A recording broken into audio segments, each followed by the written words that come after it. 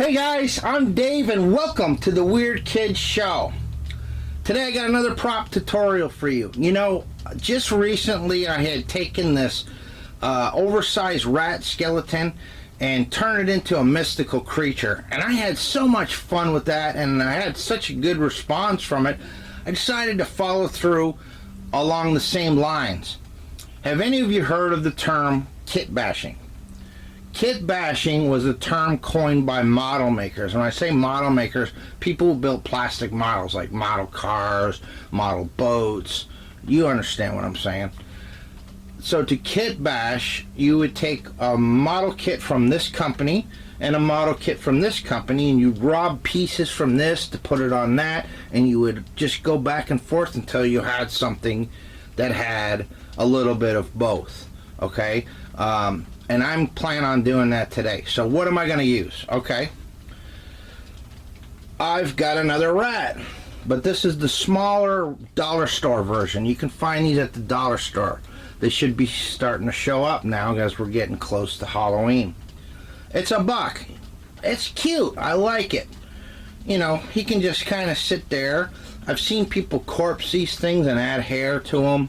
Really not much. There's no articulation. The legs don't move. The arms move. The head turns and the mouth opens, but not much else you can do with it. The tail, it's just rigid. Okay, but I'm going to use that. And then I've got this. You've seen these too. This is the dollar store bat skeleton. He's got a kind of a cool detail on his face. I like that. His mouth opens. Wings don't really do much of anything, although they do pop off. The feet are just designed to hang it on something. Okay, he's still pretty cool, but you know me, the Trio Terror guys, we see stuff like this, we see beyond what it actually is. So I'm gonna kit bash these two.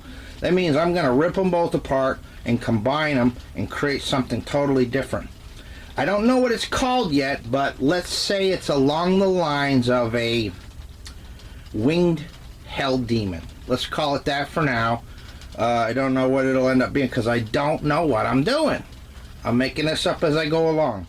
So, kit bashed rat and bat to make something else. You ready? Let's do it, and thank you. Thank you so much for being here. Let's get into this thing.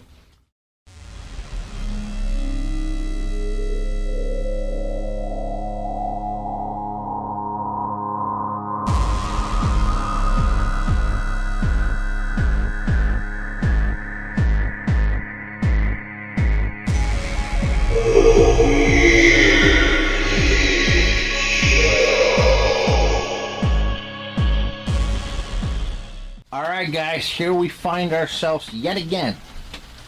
Alright, so dollar store rat, dollar store bat. Okay, like the last time, first of all, these wings pop off. Okay, so I'm gonna pull these off and put them aside. We're gonna deal with them a little bit later. I kept looking at the heads and trying to really decide which one I like the best, and I really think I like the bat the best. I like the profile, and then of course the detail. I might not do too much to the skull. We are going to get in there and do that mouth and put some teeth in it though, but we're going to deal with that in a minute. I also compared rib cages and stuff like that. I like the rib cage here on the bat. It's a little bit more beefy. This one's a bit more narrow. But when you start getting down into the spine and pelvis, the rat is just a little bit more beefier. This one's a bit thin. So what I think I'm going to do is I think I'm going to do what I had mentioned, and that is to kit bash. I think I'm going to take part of the spine from this. I might not even have to do this, okay? First things first. I'm going to take the feet. I'm going to reuse the feet on this guy, okay? And I'm going to do what I did with the rat, all right? So we're going to have this guy, he's still going to have his wings, but he's also going to have some arms and legs, and he's going to be taller. And he's going to be in maybe some kind of action pose. Maybe even have like some kind of a weapon or something. You know, a spawn of hell, a little minion warrior from hell or something like that. We'll figure that out as we go along. But anyways, I'm going to jump into this thing, and we're going to come back and I'm going to explain to you step by step what I did and how I did it. Okay? One thing I use for the armatures is this, I don't know what gauge it is, but it's drop down ceiling hanger. Okay, it's, you know, the drop down ceilings you see in office buildings and stuff like that. This is the wire they use to hang it. And you can buy it at Home Depot in big bundles. And if you buy a bundle of it, it'll cost you under 20 bucks and it's going to last you forever. This stuff is rigid, but it bends easy. But it's firm enough. If you double this stuff up, you could use it for armatures on 1/1 scale figures too. Anyways, let's get into this. I'm going to have to mount this on a base. So I'm going to jump into this thing. We're going to come back and I'm going to explain to you what I did. Thank you again for being here. Alright, welcome back, guys. Alright, I just wanted to stop for just a second and kind of explain to you what I ended up coming up with. Okay, so I decided to go with the torso from the rat because it was beefier and it had a lot more meat on it for stability when I put the armature in it. Okay, so alright, that was it. I popped the rat head off. We're gonna save that. I'm gonna use that for something else someday. Alright, we're not gonna need it for this build. So I decided to go with the bat head. Okay, but I noticed the neck was gonna be way too long, so I went and I cut 2 vertebrae off of the spine. Okay, so when you build yours, if you so choose to go this route, you're gonna have 2 showing from the rib cage up. All right, I'm gonna throw these away, don't need them anymore. I cut off the tail. Okay, that might come in handy for something someday, so I'm not gonna throw it away. It's got a good texture for it, and who knows, if I use another one, could be like whiskers or something on an alien creature. Who knows? So I'm going to put that aside. I cut the legs off. Okay. And I cut the feet off. I'm going to use these. I don't need these. I'm going to throw these away. Which leaves me with the hands, okay? They're not the greatest. I think we can make it work, but I'm going to go ahead and cut the hands off. We're going to reuse those. I think with the heat gun I can bend them in so it's like holding something. And then with some paint and dry brushing, maybe a little hair or something, we'll make this work. It'll look good. You can always try to find some substitute. Kit bashing is taken from several different things. You know, it doesn't have to be just this too. You can grab it from something else as well. But that's the route we're going to go. So I'm going to go ahead and start assembling this thing. I'm going to go ahead and put the armature and try to get this thing mounted on a base.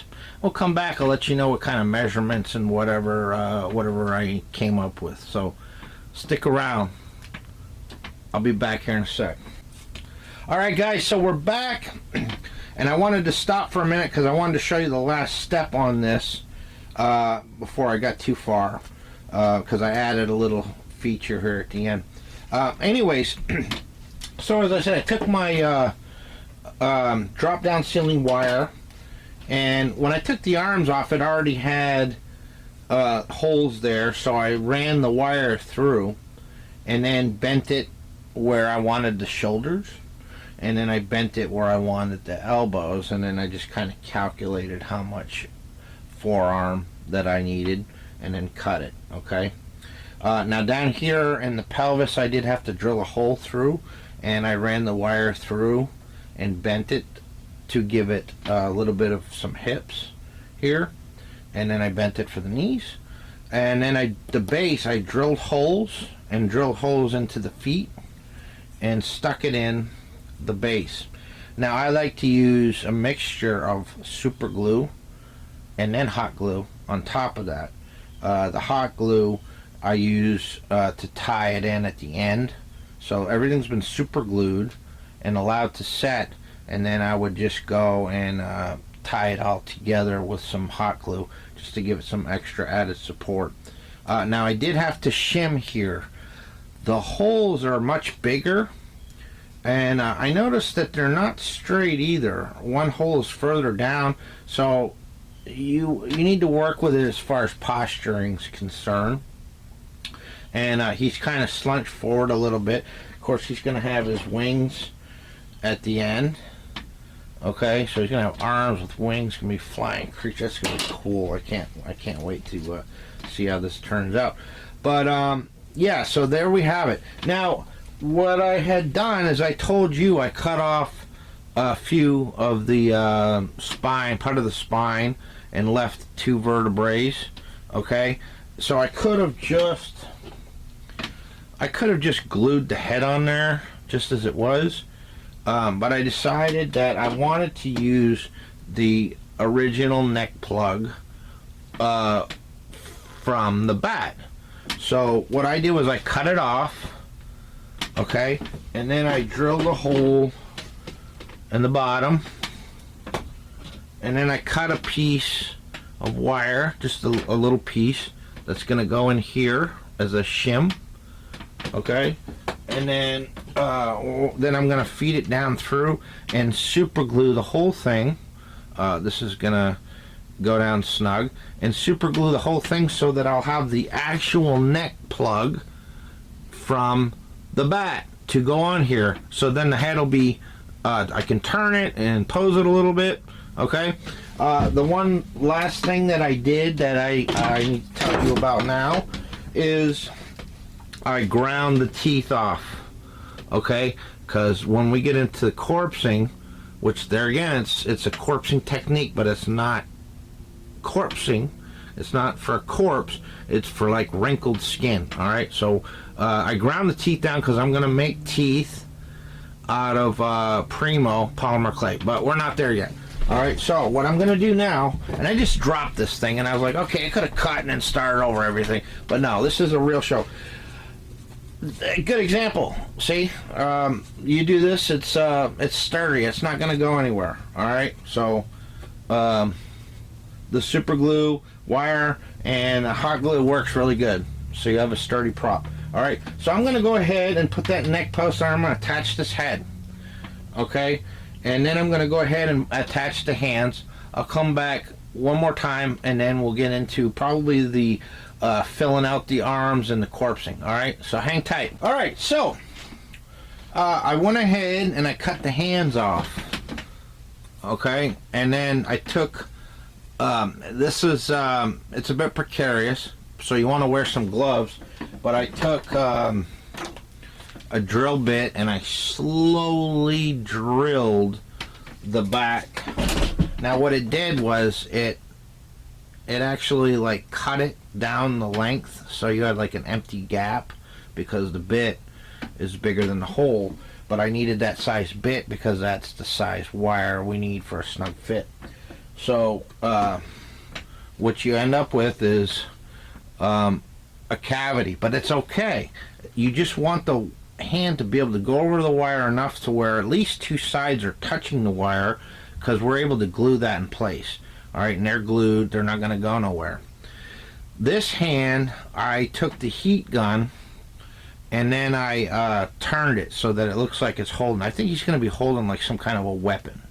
All right, and then I glued the jaw into place. His head still turns. I don't know if it will after the corpsing, but his head still turns.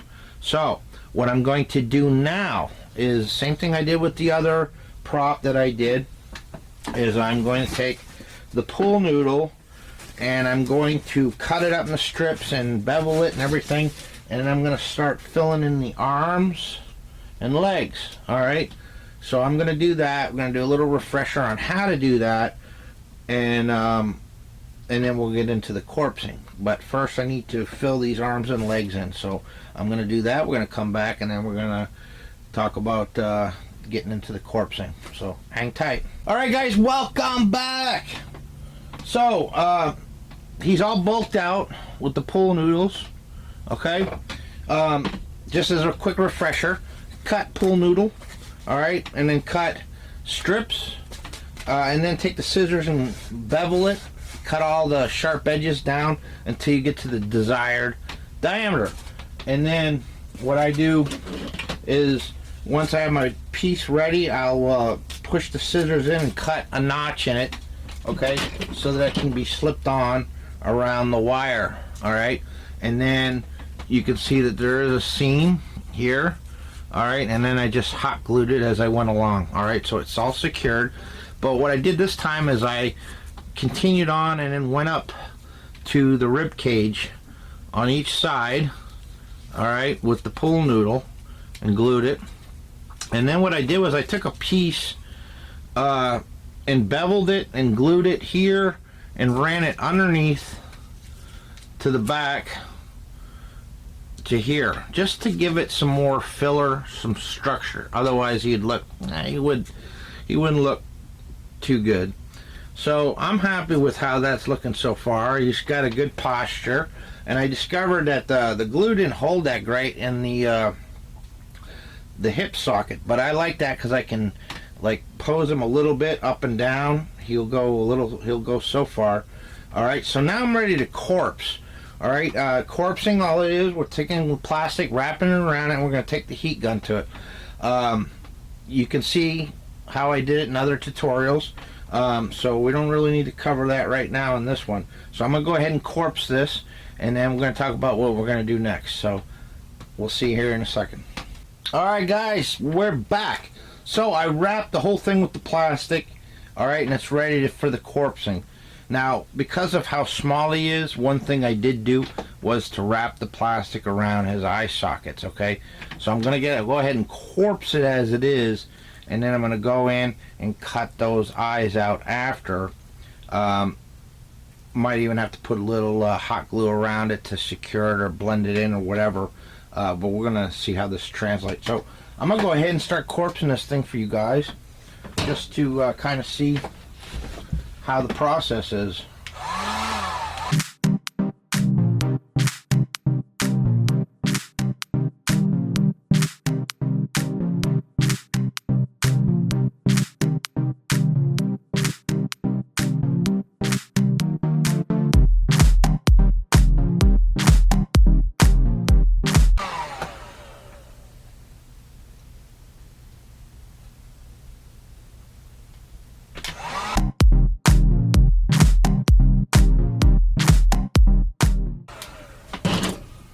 Alright, so I think that's good for the most part, okay? And you know, when you corpse, you have separations, okay?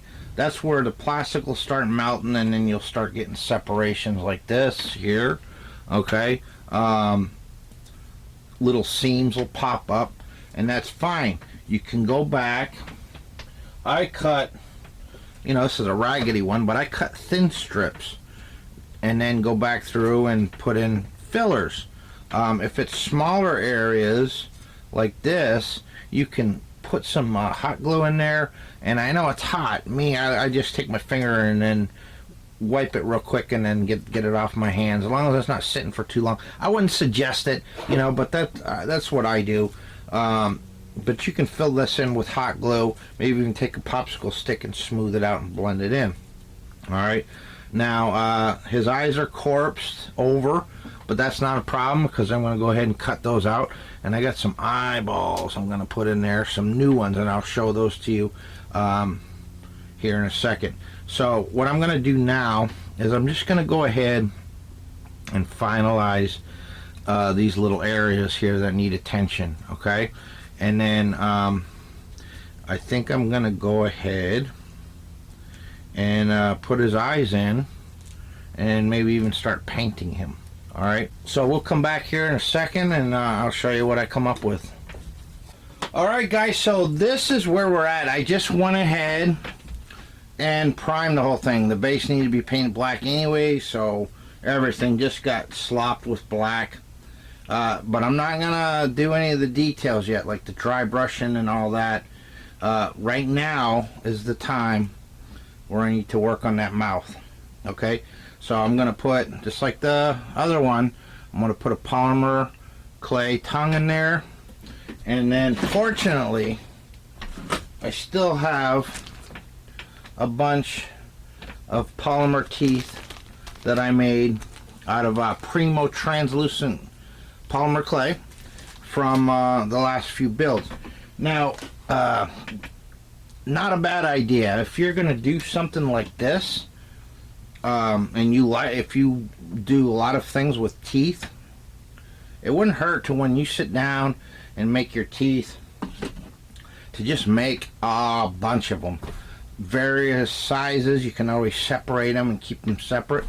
That way you're spending hours or however long just making teeth and baking them, and it's knocked out of the way. That way you'll have them for a long time for a lot of other projects. So that's what's next. I'm gonna go ahead and work on the mouth. All right, so when we come back, he will have his mouth, and I'm gonna put in his eyes. Okay, we'll talk about those when we come back. See you in a second. And we're back. All right, guys, so mouth done. Okay, same as how I did the other mystical creature. Polymer clay tongue, and then I painted the entire inside of the mouth before I put the teeth in. Teeth were the Primo polymer clay left over from other projects, and I make a bunch of them. So I got them all glued in there. Now I usually basically tack them with hot glue, and then once all the teeth are in position, and I'll go back through with super glue. And then one of the things I did is I dumped some clear nail polish not remover, but nail polish, and then just brushed the whole thing up to make it look wet and more organic. And then I went and did black around the mouth again to clean it up, and then just painted the whole thing black again. That's just to start building up some layers of paint and primer, so that it'll be more durable, have more of a skin on it. And the eyes, you like the eyes? I picked these up at Amazon. It was 90 pairs for like $17, and I've got all kinds of different size, from really big to really small. They're glass. You can put them in the oven, so check that out. That comes in handy. Okay, so now the next thing I wanted to do was to put on his wings. So I started the wings, but I stopped just to show you what I'm basically doing. So here's one wing, and I went ahead and wrapped this portion with the plastic and corpsed it, okay? And then I took a piece of plastic and I glued it on top. I put glue on each one of these ribs, and I put a piece of plastic nice and tight on there, glued it flat, and then glued a piece on this side, and then cut around the edges, not too close. Allow some play for when the shrink starts to happen. And then I applied the heat gun to it, but very carefully. Don't blast it.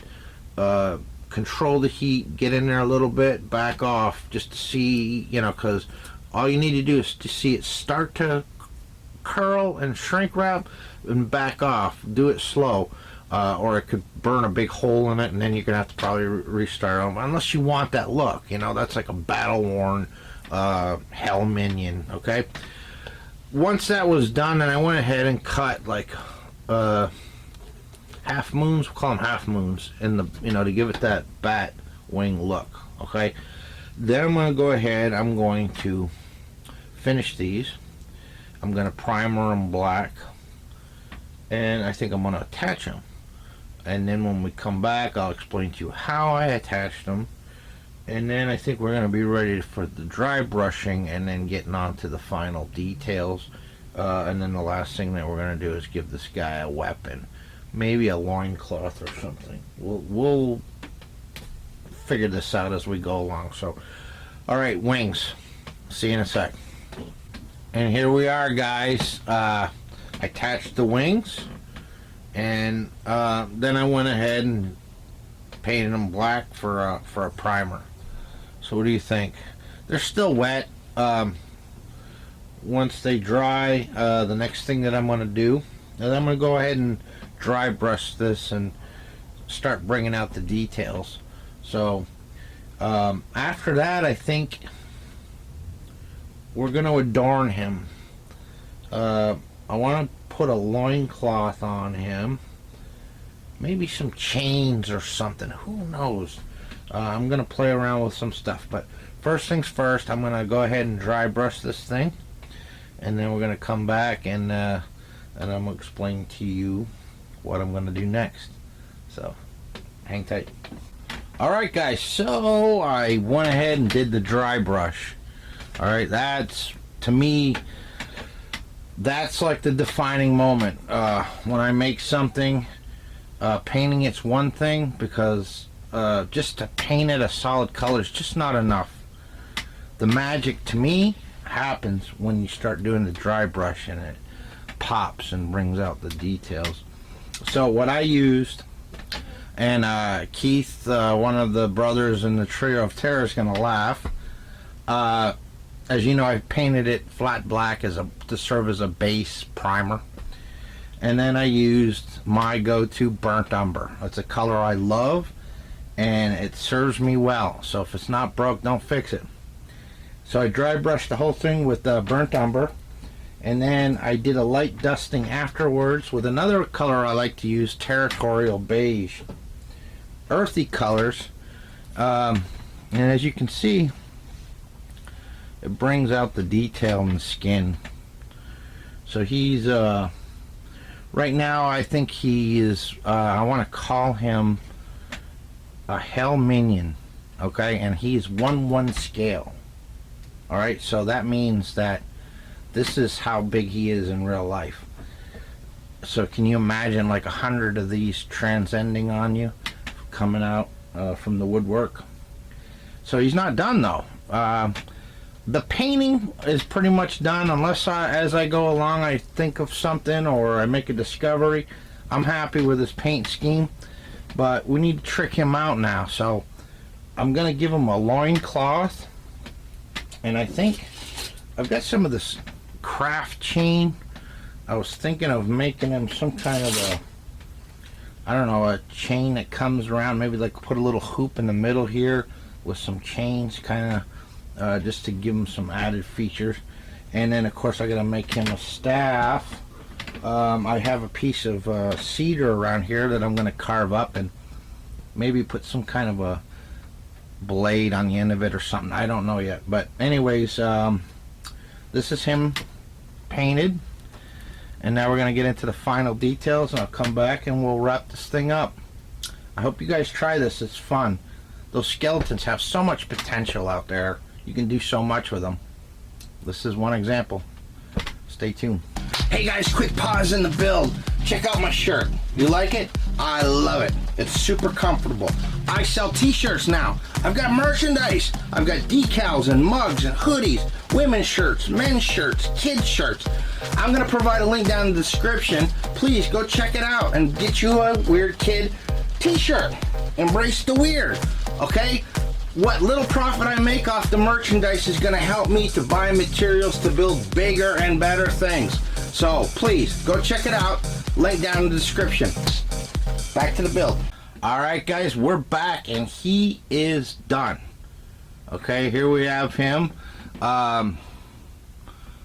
Put the final details on him. So I had some craft chain and I had some craft wire. You can get this at the dollar store. It comes in little bags in like the craft section. It's super pliable.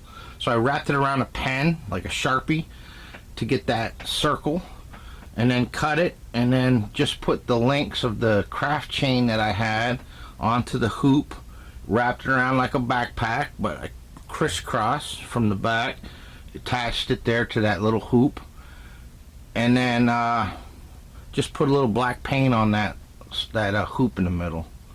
Okay, and then I made him a loincloth with some felt material I had, and it's been folded over, but when I folded it over I put some twine inside the fold, and then I just tacked it with some glue. So there's a fold there, and then there's a twine that's going into it through it, and I did it on the front and back, and then I tacked it down with some glue where I wanted it, and then still just tied it on the side there, and then put a dab of glue to hold it. Okay, then I was looking at the synthetic fur I had, and I figured, you know what the heck, let's try it. And so I cut a little piece there to look like a mohawk. So he's got a little mohawk, might even be a mohawk mullet. I don't know, because I left it long in the back, kind of like a ponytail type situation going on there. But the biggest turn of events was I had this piece of cedar that I found in the backyard, and I was going to whittle it down and take a lot of meat off it to make it look a lot more thinner, and I was going to make like a spear. So he was going to have like some kind of a spear. But I was looking at the rat's tail. When I cut this thing up, it had, the rat's tail was this rigid plastic. That's the rat's tail. So I even repurposed that.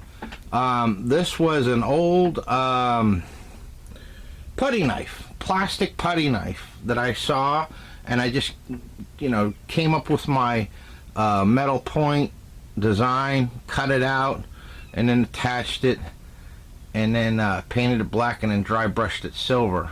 So that's his weapon. Then I just wrapped it with twine, so I give it a little bit of a primitive feel to it.